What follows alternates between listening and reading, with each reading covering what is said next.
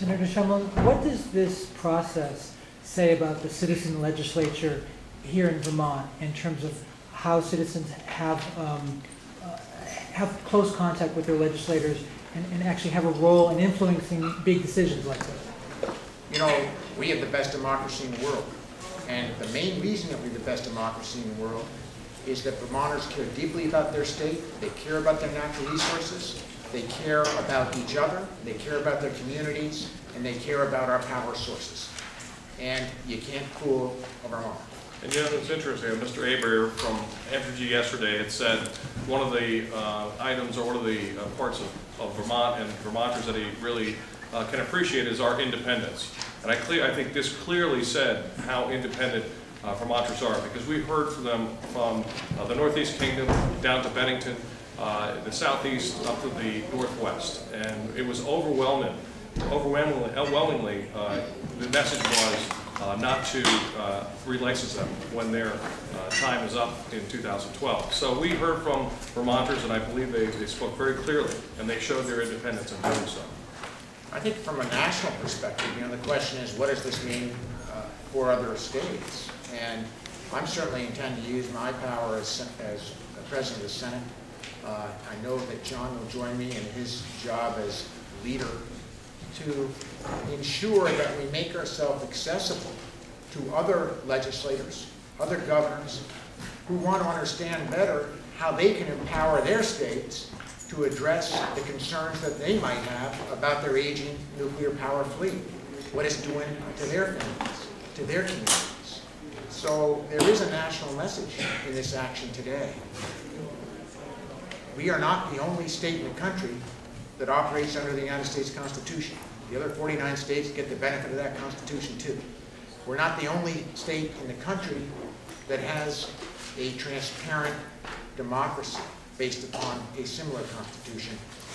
We can help the rest of this country to understand that they too can have a destiny and an influence over their futures. What about the concerns raised on the floor that there hasn't been enough evaluation about the economic impact of this decision on Vermont Yankee's workforce, subcontractors, not enough testimony taken by the Finance Committee in response to some of those concerns? Well, I think we addressed those on the floor. I think the chair of the Finance Committee and the chair of the Natural Resource Committee did an extraordinary job addressing those. If you want to take a look at their agendas over the last 4 years, those are available on the desks, but I challenge you to go through them and look at the number of people that they've heard from over the years. But listen, I mean, let's just back up here for a minute, if we could, and ask the question, why is that argument being put forth?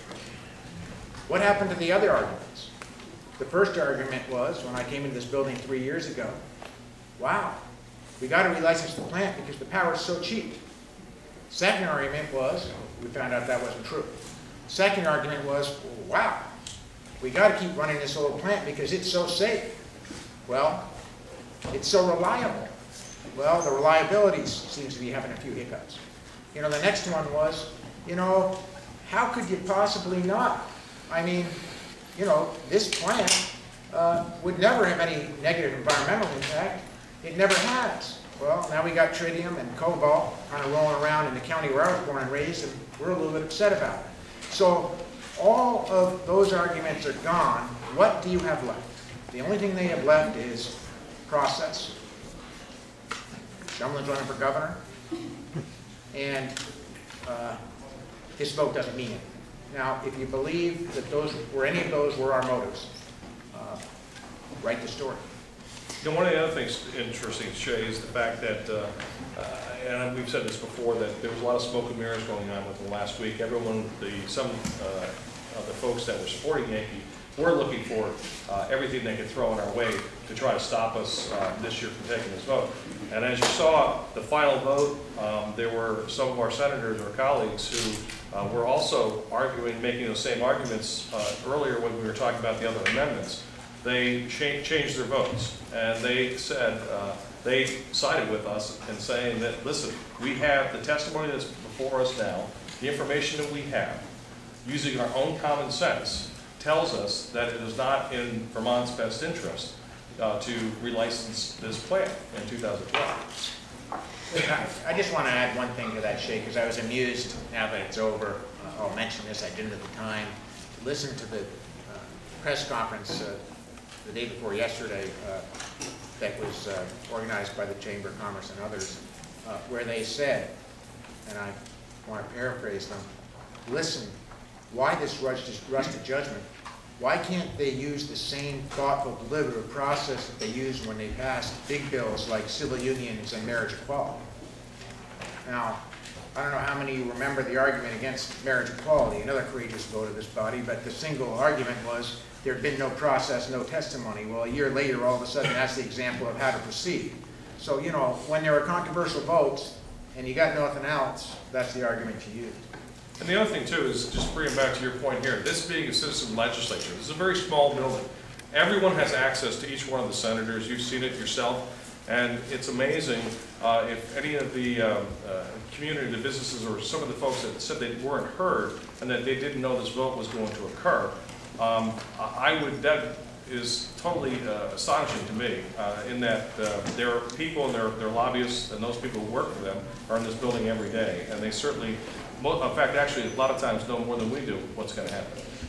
But I understand that the state of Maine did go through a fairly exhaustive study of economic development impacts, and I wonder if the legislature will pursue that now that you've made the vote. You know, are you going to? Yeah, I think that's a really good question. I mean, the point here is we needed to take this vote so that Vermont could plan for its future. Among the things that we need to plan for is obviously the transition as we move from this energy plant to a decommissioned greenfield that Entergy Louisiana promised to return it to when they bought the plant. There's going to be lots of jobs created as we do that. If you, trust me, if you spend $1 billion in my little county down in Windham County, decommissioning that plant, it might be $2 billion once we get to the bottom of the Tritium Lake, you know, that's a lot of jobs, lots of economic opportunity. Obviously, those are all issues that we need to understand better, plan for, but there's some opportunity coming. You don't just kind of shut it down. Yeah.